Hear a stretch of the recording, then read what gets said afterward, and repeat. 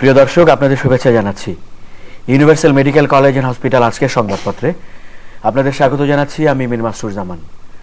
সংবাদপত্রের পর্যালোচনা ভিত্তিক চ্যানেল আইয়ের নিয়মিত আয়োজনে আজ আমাদের সঙ্গে রয়েছেন গণপ্রজাতন্ত্রী বাংলাদেশ সরকারের সাবেক পররাষ্ট্রমন্ত্রী জনাব আবুল হাসান চৌধুরী। আমরা আপনাকে স্বাগত জানাচ্ছি। তো আলোচনা শুরু করার আগে আমরা সংবাদপত্রের শিরোনামগুলো দেখে নিচ্ছি। সাবেক প্রতিমন্ত্রী। দৈনিক ইত্তেফাক, হাসিনার আমলেই তিস্তা চুক্তি হবে, মোদির প্রতিশ্রুতি, উদ্বেগ অগ্রাধিকারের ব্যাপারে বোঝাপড়া হয়েছে শেখ হাসিনা। মানব জমিন, সমঝোতার নয়া যুগে বাংলাদেশ ভারত, প্রতিরক্ষা বিষয়ক 4 MOU সই। আমাদের সময়, সোশ্যাল মিডিয়ায় অপরাধী শনাক্তে যন্ত্র কিনবে সরকার। সকালের খবর, এই দুই সরকারের মেয়াদে তিস্তা চুক্তি, মোদি দ্রুত সমাধানের আশা শেখ হাসিনার।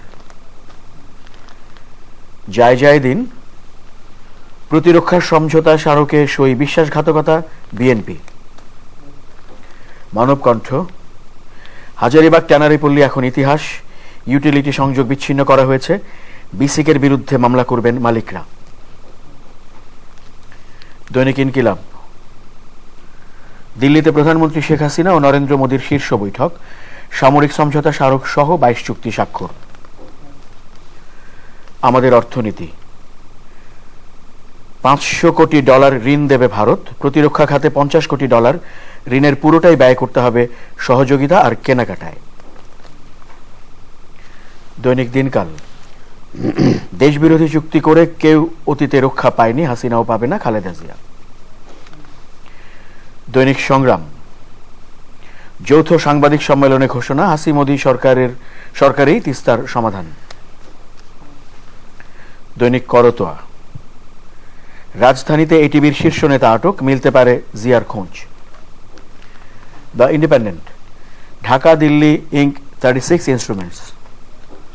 The Financial Express, Trump gives message to Xi about tackling threat from North Korea. Our Time, Prime Minister pays homage to Mahatma Gandhi. সংবাদপত্রের শিরোনামগুলো দেখছিলাম। তো আমরা জানি যে মাননীয় প্রধানমন্ত্রী শেখ হাসিনা ভারত সফরে রয়েছেন। অত্যন্ত গুরুত্বপূর্ণ এই সফরকে ঘিরেই আসলে সংবাদপত্রের সমস্ত প্রধান শিরোনাম, ভাঁজের উপরে প্রায় সবগুলো শিরোনামই আমরা যেমন দেখছিলাম এই বিষয়কে ঘিরে। তো গণপ্রজাতন্ত্রী বাংলাদেশ সরকারের সাবেক পররাষ্ট্র প্রতিমন্ত্রী থাকার সুবাদে আপনি খুব ঘনিষ্ঠভাবে বাংলাদেশের এই কূটনৈতিক বিষয়গুলো দেখেছেন। নিশ্চয়ই আপনার বিশ্লেষণ আমরা শুনবো। তো প্রথমে আমরা যেটি নিয়ে আলোচনা শুরু করতে চাই সেটি হচ্ছে, আজ আমরা দেখেছি যে ভারতের প্রধানমন্ত্রী নরেন্দ্র মোদীর সঙ্গে আমাদের মাননীয় প্রধানমন্ত্রী শেখ হাসিনার বৈঠক হয়েছে এবং সেখানে 36টি চুক্তি ও সমঝোতা সই হয়েছে এবং $500 কোটি ঋণ সহায়তা দেওয়ার একটি ব্যাপারও সংবাদ শিরোনামে রয়েছে। ধন্যবাদ। আমিও লক্ষ্য করেছি যে $500 কোটি মিলিয়ন ডলারের একটা ঋণ সামরিক যন্ত্রপাতি কেনার জন্য দেওয়া হয়েছে। একই সাথে আজকেই আমরা কাগজে দেখলাম যে ভারত প্রায় $2 বিলিয়ন আপনার সামরিক অস্ত্র সরঞ্জাম ইসরায়েলের কাছ থেকে কিনছে এবং ভারত বর্তমানে সবচেয়ে বৃহৎ প্রতিরক্ষার ব্যাপারে তারা ইম্পোর্টার, তারা কিনছে। সেই ক্ষেত্রে এই যে $500 মিলিয়ন এখনো বিস্তারিত আমরা জানি না, এটা কি টাইড হবে না বাংলাদেশ অন্যান্য জায়গার থেকেও তাদের নিজেদের চাহিদা মতো কিনতে পারবে? একটি সংবাদপত্রে রয়েছে ভারত থেকে কিনতে হবে, আমরা যেটি দেখছিলাম। আচ্ছা, যদি ভারত থেকেই কিনতে হয় তাহলে সেই ক্ষেত্রে আমাদের ডিফেন্স পারচেজ প্রায় একটা বিরাট অংশ আসছে চীন থেকে, এমনকি 5% মতো মার্কিন যুক্তরাষ্ট্র থেকে, অন্যান্য দেশ থেকেও আসে। এখানে এটা যারা সামরিক বাহিনীতে আছেন তাদের পক্ষেই সিদ্ধান্তটা, এবং মাননীয় প্রধানমন্ত্রী যেহেতু সেই দপ্তরেরও মন্ত্রী, ওনার চিন্তা ভাবনা করতে হবে যে প্রয়োজন আছে কিনা। কিন্তু একটা জায়গায় দেখলাম যদি প্রয়োজন হয়, so there is a clause that যদি প্রয়োজন না হয় এইটা হয়তো ক্ষেত্রে আমরা নাও ব্যবহার করতে পারি। আর একটা যেটা ব্যাপার আছে, আমি সোজাসুজি মনে করি, আমরা তো সকলেই জানি বাংলাদেশের সাথে ভারতের একটা ঐতিহাসিক সম্পর্ক, বহু দেশ আমাদের সাহায্য করেছে। শীর্ষে ভারত, 1 কোটি শরণার্থী 9 মাসে নাও আসতে পারত। আমরা কৃতজ্ঞ, আমরা ধন্যবাদ জানাই, আমরা বন্ধুত্ব চাই, সমমর্যাদার সাথে বন্ধুত্ব চাই, ভাই ভাই হিসেবে থাকতে চাই। ভারত বা অন্য কোনো দেশ, আই রিপিট, ভারত বা অন্য কোনো দেশকে আমরা অভিভাবক হিসেবে দেখতে চাই। সেখানে এই রাগ ঢাকটা না থাকাই ভালো। কি সমঝোতা হলো, কি চুক্তি হলো, বা কি এমওইউ হলো, এটা বোধহয় খোলাখুলি হওয়াটাই উচিত। কারণ দেখেন, আস্থার উপরে আর কোনো আস্থার উপরে কোনো চুক্তি হতে পারে না। কোনো চুক্তি তো ছিল না 71-এ, কোনো চুক্তি তো ছিল না শরণার্থীদের ব্যাপারে। কেউ তো জানতো না আমরা 9 মাসে স্বাধীন হব। তারপরে তো আমরা একটা বিরাট পর্যায়ে নিয়ে গেছি। এবং কোনো দেশই মাদার টেরেসার চিন্তাভাবনা নিয়ে, মনের উদ্বেগ, আবেগ, উৎকণ্ঠা নিয়ে অন্য দেশকে সমর্থন করে না, বা যেটা আমি প্রায়ই বলি স্যালভেশন আর্মির মতবা। তারপরেও ভারত যথেষ্ট সাহায্য করেছে, কিন্তু তাদের একটা বিরাট বিরাট দুশ্চিন্তা এই পূর্ব সীমান্তে, সেটাও কিন্তু বাংলাদেশ স্বাধীন হবার সাথে সাথে তাদের সেই দুশ্চিন্তাটা আর নাই। আর বঙ্গবন্ধু কন্যা মাননীয় প্রধানমন্ত্রী শেখ হাসিনা এইবার ক্ষমতায় আসার পর খুব সুদৃঢ়ভাবে, সাহসিকতার সাথে ভারতের আরেকটা যে দুশ্চিন্তার বিষয়, সেটা কিন্তু তিনি তাৎক্ষণিকভাবে মোকাবেলা করেছেন, এবং সেটা ভারতেও এই ব্যাপারে প্রশংসিত হয়েছে। তারপরে যখন মেঘালয়ে দরকার হয়েছিল আপনার জ্বালানির জন্য, সেখানে উনি ইমিডিয়েটলি। তো আমাদের দিক থেকে, এবং এটাই স্বাভাবিক, আমরা উন্নয়ন চাই, আমরা সমস্ত অঞ্চলের সহযোগিতা চাই। সার্কের অবকাঠামো অনেকদিন পরে নির্মাণ করা হলেও এটার স্বপ্ন কিন্তু স্বাধীনতা উত্তর বাংলাদেশে সর্বকালের সর্বশ্রেষ্ঠ বাঙালি জাতির জনক বঙ্গবন্ধুই দেখেছিলেন, উচ্চারণও করেছিলেন। হয়তো তিনি আরো কিছুদিন পরে থাকলে, তাকে ওইভাবে নির্মমভাবে হত্যা না করা হলে তার সময় হতো।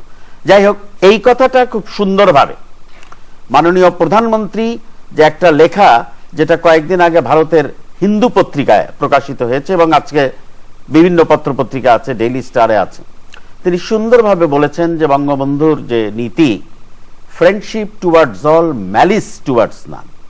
বাংলাদেশ ওই মৌলানা মোহাম্মদ আলীর কথায় comrade of all, partisan of none. আমরা আয়তনের দিক থেকে ছোট হতে পারি, আমরা 8ম বৃহত্তর দেশ পৃথিবীর, আমরা ছোট দেশ নেই জনসংখ্যার দিক থেকে। আমাদের যে ভৌগোলিক অবস্থান, এবং বিশেষ করে এই সরকারের নেতৃত্বে, শেখ হাসিনার নেতৃত্বে দক্ষিণ এশিয়াতে আমরা জাতিসংঘের যে শীর্ষ গোলগুলো, এগুলো সবচেয়ে বেশি খুব ভালোভাবে আমরা অর্জন করেছি। সেখানে আমরা এমন একটা পরিস্থিতিতে পড়তে চাই না, এবং এ বিষয়ে আমি বিশ্বাস করি পড়ব না ইনশাল্লাহ। খুব খোলাখুলি ভাবে আমাদের জানতে হবে যে প্রতিরক্ষার ব্যাপারে হাই কন্ট্রাক্টিং পার্টিস, একটা বাংলাদেশ আর একটা ভারত। আমাদের কোনো ব্যাপারে, ভারত আমাদের ব্যাপারে হওয়ার সম্ভাবনা তো অলমোস্ট নীল। ভারতের সাথে অন্য কোনো দেশের বন্ধুত্বের যদি ঘাটতি হয়, তাহলে কি আমাদেরও পররাষ্ট্র নীতি সেইভাবে আপনার অ্যামেন্ডমেন্ট করতে হবে কিনা? Again I would hope that it's not. আমার এখানে একটা অন্য আরেকটা দেশের কথা মনে পড়ছে, ক্রুজার পার্সিং ক্ষেপণাস্ত্র, আণবিক ক্ষেপণাস্ত্র যখন ইংল্যান্ডের মাটিতে রাখা হয়, তখন দক্ষিণপন্থী কিছু নেতৃবৃন্দ, বামপন্থী তো প্রায় 99.9% বলেছিল যে এটাকে ডুয়েল কি, আমরা জানবো না মার্কিন যুক্তরাষ্ট্র বোতাম টিপবে, আচ্ছা আমাদের একটা বিরাট উপরে আঘাত আসতে পারে। সেই কারণে আমি মনে করি যে এই ব্যাপারটা সুস্পষ্টভাবে আসতে হবে। আরেকটা যেগুলো এসছে আলোচনা, এই কি ওয়েলিংটন কলেজ, আমাদের ন্যাশনাল, এগুলো তো বহু বছর ধরে হয়ে আসছে। আমাদের দেশের থেকে সামরিক বাহিনীর সদস্যরা যাচ্ছেন, ভারত থেকেও আসছেন, অন্যান্য দেশের সাথে আসছেন, আলোচনা হচ্ছে, আপনার জয়েন্ট এক্সারসাইজ হচ্ছে, তথ্য প্রযুক্তির আদান প্রদান এখন বিশ্বের সব সাথে হচ্ছে সন্ত্রাসবাদ, জঙ্গিবাদ মোকাবেলার জন্য। এগুলোকে যদি কোন রকম ফ্রেমওয়ার্কের আন্ডারে ছাড়াই এতদিন সুন্দরভাবে চলে থাকে, সেটাও আমাদের একটু বুঝতে হবে। আমরা বিস্তারিত জানি না যে কেন এখন এটা একটা আপনার একটা এগ্রিমেন্ট বা সমঝোতার ভিতরে আসলো। তো মূল কথাটাই যদি ফিরে যাই, এগুলো যেগুলো অন্যান্য দেশের সাথে হচ্ছে, ভারতের সাথে দীর্ঘদিন হচ্ছে, এটা আমাদের জন্য মাথা ব্যথার কারণ না। কিন্তু ইন নো ওয়ে আমরা যদি 72-এর যেটা বাংলাদেশের তরফ থেকে একটু আগ্রহ দেখানো হয়েছিল, কারণ তখন একটা চিন্তা ছিল স্বাধীনতোত্তর উত্তর বাংলাদেশে যে আমরা স্বীকৃতি পাবো কিনা এবং খুব তাড়াতাড়ি পাবো কিনা সেটাতে কিছুটা ত্বরান্বিত করার জন্য 25 বছর মেয়াদী চুক্তি জাতির জনক বঙ্গবন্ধুর সময় হয়েছিল, যেটাকে বলা হয় মুজিব ইন্দিরা চুক্তি। এটা কিন্তু 97 সালে তখন মাননীয় প্রধানমন্ত্রী শেখ হাসিনাই প্রধানমন্ত্রী নবায়ন করেন নাই। সেটার থেকে বড় কথা, ক্ষমতায় আসার বেশ কয়েক বছর আগে, আমার খুব মনে হয় 94 সালে উনি একটা ঘোষণাই দিয়েছিলেন, পত্রপত্রিকা এসেছিল যে আওয়ামী লীগ ক্ষমতায় আসলে একে আর নবায়ন করা হবে। কারণ ওখানে একটা ক্লজ ছিল যে যদি আইদার কন্ট্রাক্ট হাই কন্ট্রাক্টে, অর্থাৎ ভারত বা বাংলাদেশ অন্য কোনো দেশের সাথে একটা সংকটের ভিতরে পড়ে, তাহলে অন্য দেশও তার সাহায্যে আসবে, অ্যাডভাইস দিবে। এইটা ওয়াজ এ পয়েন্ট দ্যাট একটু ওয়েল এস্টাবলিশ। তা আমি আবারও বলছি যে আমাদের যে সম্পর্কের যে স্তর, যে মাত্রা, যে লেভেল 71-এ, এটা যদি রবীন্দ্রনাথের ভাষায় ফিরে যায়, এবং এটা একটা উদাহরণ দিবার জন্য যে আজকের কার্পণ্য অতীতের দাক্ষিণ্যকে যেন ম্লান না করে। আজকে আমাদের যে চিন্তা ভাবনাই থাকুক না, কারণ আমরা অতীতকে ভুলতে চাই না, কিন্তু একই সাথে অতীতে তো আমরা আটকেও থাকতে পারি। তাই আমাদের যেটা বুঝতে হবে যে দুইটা দেশ, ভারতের পত্রিকাতেই এসেছে যে a prosperous Bangladesh is in interest of India, is in interest of the world. সেখানে আমাদের বাণিজ্য ভারতের সাথে যে ঘাটতি, সেটার ব্যাপারে এই যে কিছুদিন আগে বাণিজ্য মন্ত্রীও বলেছেন যে যদিও এখন বলা হয়েছে যে অল ব্যারিয়ার্স আর রিমুভ, কিন্তু ট্যারিফ, নন ট্যারিফ, আর্টিফিশিয়াল, খামাখা, এগুলো সব ঢুকতে দিলেও 1% বেশি হবে না। তো সামগ্রিকভাবে দেখতে হবে। আর যখন প্রধানমন্ত্রী নিজে, আপনি যদি তার আর্টিকেলের নির্যাসটা বোঝেন যে আমরা স্বাধীনভাবে বন্ধুত্বও করব, নির্মাণ করব, না হলে উনি কেন লিখবেন সেই friendship towards all, malice towards none? এইটা আমাদের তো ওনার লেখা আজকে বেরিয়েছে। সেখানে কোন রকম আশা করব যে বন্ধু প্রতিম ভারতের নেতৃবৃন্দ বা ভারত আমাদের প্রধানমন্ত্রীকে কোন রকম একটা এম্বারাসমেন্টের দিকে নিবেন না। তো যাই হোক, আলোচনার এখানে যদি এমওইউ যেসব ঘটনা ঘটে যাচ্ছে আজকে বহু বছর ধরে, সেগুলোকে লিপিবদ্ধ আনার ব্যাপারে হয়, এটার হয়তো অত কনসার্ন থাকবে না। কিন্তু আমাদের বিস্তারিতভাবে জানতে হবে ওই জিনিসটা যে প্রতিরক্ষায় আমাদের কতখানি সংযোগ হলো। আমরা কি আমাদের নীতি, সার্বভৌমত্বের ক্ষেত্রে, আমরা পররাষ্ট্র নীতির ক্ষেত্রে আমাদের ইচ্ছার বাইরে বা আমাদের জানাশোনার বাইরে যে আমরা প্রভাবান্বিত হব কিনা, আমরা সেই টানপোড়েনে পড়ব কিনা। শিরোনামের আরেকটি যেটি প্রধান শিরোনাম এবং এই কিছুদিন ধরে আলোচনারও প্রধান ফোকাস যেটাকে ঘিরে, যেমন খানিকক্ষণ আগে বলা হয়েছিল তিস্তা চুক্তির প্রসঙ্গ, দুই প্রধানমন্ত্রীর বৈঠকের পর যৌথ সংবাদ সম্মেলনে তারা যেটি বলেছেন যে এই ওদিকে নরেন্দ্র মোদীর মেয়াদ, এদিকে শেখ হাসিনার মেয়াদ, এর মধ্যেই তিস্তা চুক্তি হবে বলে এক ধরনের আশ্বাসের কথা বলা হয়েছে। আমি নিজে কিন্তু বিশ্বাস করি যে তিস্তা চুক্তির ব্যাপারে কেন্দ্রীয় সরকার আন্তরিক, কিন্তু একই সাথে আমি এটাও বলবো যে যদিও পশ্চিমবঙ্গের অজুহাত দেওয়া হয়, আর্টিকেল 250 অথবা 53 আওতায় কেন্দ্রীয় সরকারও এই চুক্তিটা করতে পারেন। দেখেন, তিস্তা হচ্ছে আমাদের অধিকার, আমাদের হক, আমাদের দাবি, এটা সর্বসম্মতিক্রমে স্বীকৃত। একই সাথে অভিন্ন অন্যান্য যে 53টি নদী আছে, সেগুলোর ব্যাপারেও চিন্তাভাবনা এখনই করা প্রয়োজন, না হলে তো কতশো বছর লাগবে আপনিও জানি না, আমিও জানি না। আর একই সাথে আমাদের এটাও চিন্তা করতে হবে, যেমন তিস্তার ব্যাপারে পশ্চিমবঙ্গের মুখ্যমন্ত্রী কি বলছেন যে পানি নাই, সেটা সঠিক হোক বা সঠিক না হোক সেটা ভিন্ন প্রসঙ্গ। পানি নাই, এই যে আন্তঃসংযোগ যেটা ভারতের ভিতরে হচ্ছে, এটা কিভাবে আমাদের এফেক্ট করছে, সেই জন্য এটার আসলে কোনো বিকল্প নাই। আমরা দুই দেশে হবে না, এটা সামগ্রিকভাবে এই বেসিন কন্ট্রোল করার জন্য নেপাল, ভুটান, বাংলাদেশ, ভারত, এমনকি চীন। বিকজ আমরা যখন দ্বিপাক্ষিক আলোচনায় এগিয়ে গিয়েছি, ভারতও বলেছে, আমরাও বলেছি, কিন্তু চীন যখন পানি উইথড্রয়াল করলো, তখন ভারতের পক্ষ থেকেই একটা গুঞ্জন উঠেছিল যে এটা এইভাবে হবে না, এটা এই রিজিয়ন বেসিস হবে। তো রিজিয়নাল সলিউশন ছাড়া আমরা পানির সমস্যার সমাধান করতে পারবো না। আরেকটা বিরাট, আপনি ব্যবসা বাণিজ্য বলেন, উৎপাদন বলেন, বিনিয়োগ বলেন, এটার একটা বিরাট প্রতিবন্ধকতা হচ্ছে আমাদের ঘাটতি। কিসের ঘাটতি? জ্বালানির ঘাটতি। আমরা তো ক্লিন ইলেকট্রিসিটি পেতে পারি যদি খুব খোলা মন নিয়ে, with a clean mind and a clean heart, আমরা যদি নেপালের সাথে আলাপ আলোচনা করি, 83,000 মেগাওয়াট ইলেকট্রিসিটি আমরা পেতে পারি, and that is of advantage to all. সেই জন্য আজকের রিয়ালিটি, পার্মানেন্ট রিয়ালিটি, এটা চিন্তা করার কোনো কারণ নাই। ভারত, বাংলাদেশ, এই অঞ্চলের সব দেশ, এমনকি পাকিস্তানকে নিয়েও, কেন আপনি শান্তিপূর্ণ অবস্থান করতে, যে কথাটা প্রত্যেকেই আমরা স্বীকার করতে হবে যে you can change your friend, you can divorce your wife, but you cannot divorce your neighbour. তো সেটাই যদি হয়, এই অঞ্চলে শান্তিতে থাকতে হলে সকলকে নিয়ে আমাদের থাকতে হবে, and we have to have ভিশনটা আমাদের চেঞ্জ করতে হবে, মাইন্ডসেট চেঞ্জ করতে হবে। সেখানে আমি মনে করি যে উদ্যোগ প্রধানমন্ত্রী শেখ হাসিনা নিয়েছেন, সাহসিকতা দেখিয়েছেন, এবং খোলা মনে তিনি চাচ্ছেন শুধু ভারত নাই, এই অঞ্চলের শান্তি সহযোগিতা হবে। সেখানে আমরা উন্নতিটা অর্থনৈতিক উন্নতির বিকাশের মাধ্যমে শক্তিশালী হই। অন্যান্য দুশ্চিন্তা বাংলাদেশের ব্যাপারে ভারতের হওয়াটা খুব দুঃখজনক হবে, কারণ আমরা তো মোস্ট ডিপেন্ডেবল ফ্রেন্ড বলে মনে করি। আশা করব তা এই আস্থার যে একটা ঘাটতি আছে, এইটাকে দূর করতে হবে, এবং প্রধানমন্ত্রী সফর সেটা অনেকাংশে সার্থক হবে বলে আমি মনে করি। সেটি সংবাদ সম্মেলনে বলা হয়েছে, আমরা শিরোনামেও দেখতে পেয়েছি যে অনেক দিক থেকে একটি সফল সফর হবে বলে সেই আশা প্রকাশ করা হয়েছে। আপনি যেটি বলছিলেন যে কেন্দ্রের অনেক ইচ্ছে আছে বলেই দেখা যাচ্ছে তিস্তার ব্যাপারেও, তাহলে বাধাটির প্রসঙ্গ যেখান থেকে আসে যে পশ্চিমবঙ্গের মুখ্যমন্ত্রী মমতা বন্দ্যোপাধ্যায়ের নাম, তো আমরা সর্বশেষ তথ্য হিসেবে আলোচনা করার জন্য বলা যে আমরা খানিকক্ষণ আগে যেটি জানতে পেরেছি যে মমতা বন্দ্যোপাধ্যায়ের সঙ্গে মাননীয় প্রধানমন্ত্রী শেখ হাসিনার বৈঠক হয়েছে সেখানে।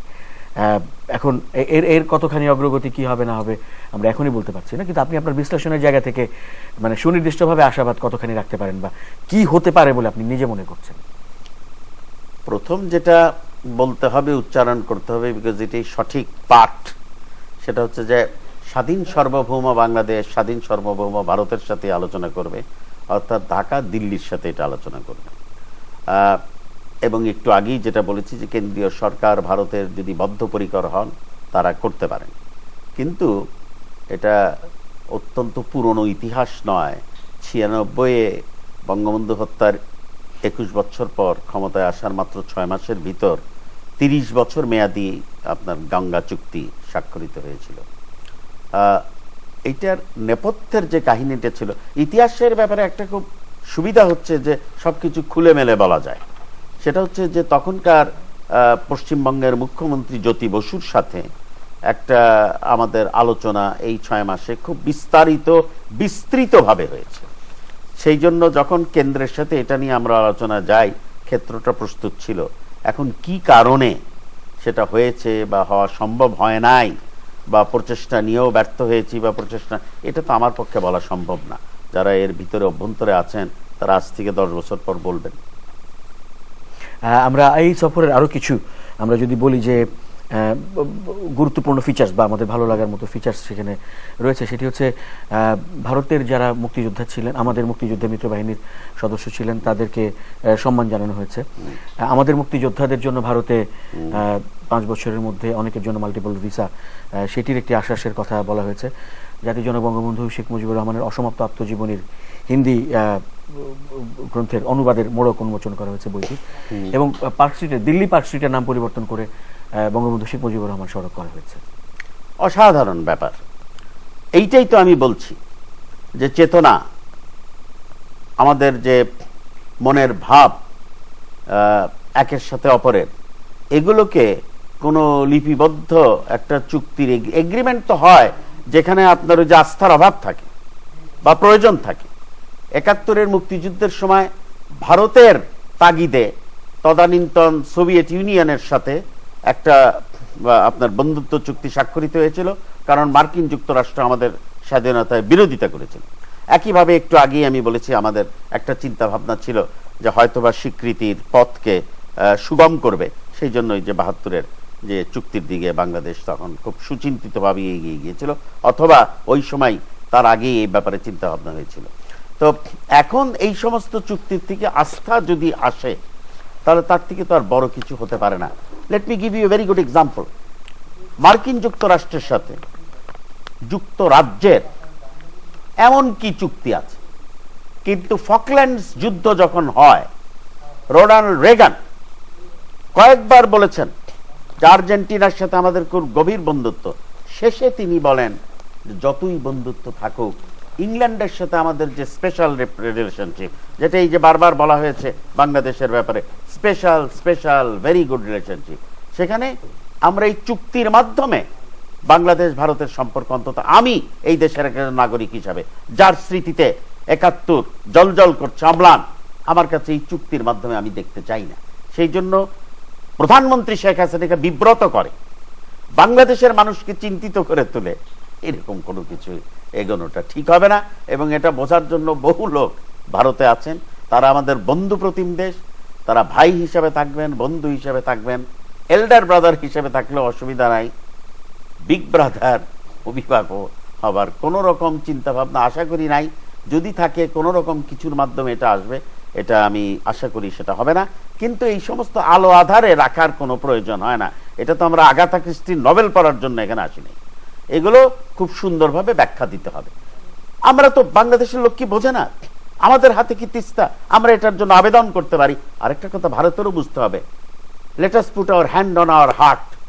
পৃথিবীর অন্য কোনো দেশ যদি এরকম করতো, আমরা কি জোরালো ভাবে বলতাম, আমরা তো তিস্তার ব্যাপারে বলছি না, ভালো কথা বলবো না, কিন্তু সেটা তো বুঝতে হবে কেন বলছি না। মার্কিন যুক্তরাষ্ট্রের প্রেসিডেন্ট গ্যাস চেয়েছিলেন ওই সময়, বিল ক্লিন্টন, প্রধানমন্ত্রী শেখ হাসিনা বলেছেন তুমি ৭০ বছরের জন্য রেখেছো, আমি তো মাত্র ৫০ বছর, আমি তোমাকে গ্যাস দিব। তো আজকের মতো আমাদেরকে আয়োজনটি শেষ করতে হচ্ছে। শেষ করার আগে আমি আপনার সাথে আবারও বলবো, এই সফরটার ইতিবাচক দিক অনেক, আশা করব অনেক কিছু তাকে অ্যাটমসফেরিক্স, এবং বঙ্গবন্ধুর নামে রাস্তা হয়েছে, অনেক কিছু আলোচনা যেমন দুজনের ভিতরে হয়েছে, আপনিও জানেন না আমিও জানি না, ওনার সহ সফর সঙ্গীদের ভিতরেও সবাই জানেন বলে আমি মনে করি না। তো সেই সমস্ত আলোচনায় আমাদের যে সমস্ত চিন্তা ভাবনা দুশ্চিন্তা আছে, আমি নিশ্চিত যে প্রধানমন্ত্রী এগুলো তুলে ধরেছেন, এবং ভারতের প্রধানমন্ত্রী, ভারত সরকার সেই ব্যাপারে আশু পদক্ষেপ নেবেন। অনেক ধন্যবাদ আজকে সময় দেওয়ার জন্য। প্রিয় দর্শক, আপনাদেরও ধন্যবাদ। Universal medical college and hospital আজকের সংবাদপত্রের আজকের আয়োজন এখানেই শেষ করছি।